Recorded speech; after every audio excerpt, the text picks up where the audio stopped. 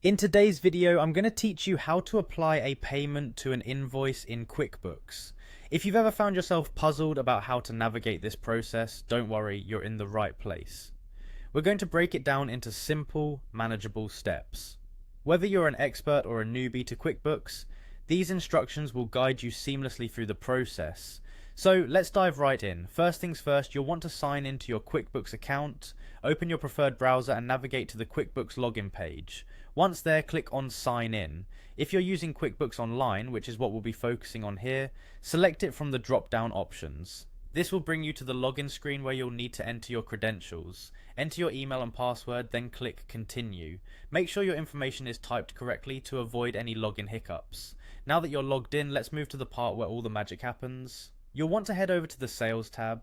You can find this at the left-hand side of your dashboard, marked with an icon that resembles a small chart or receipt.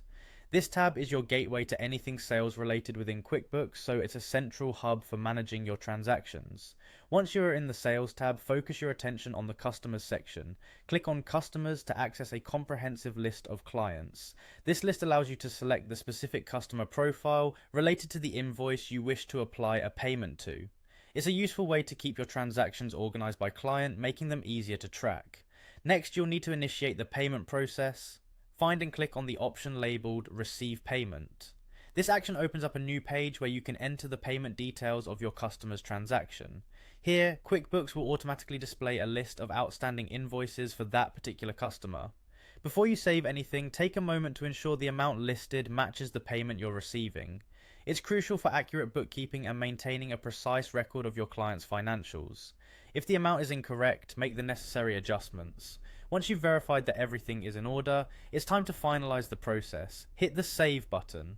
This action officially applies the payment to the customer's balance and updates the invoice status. And just like that, you've successfully applied a payment to an invoice in QuickBooks.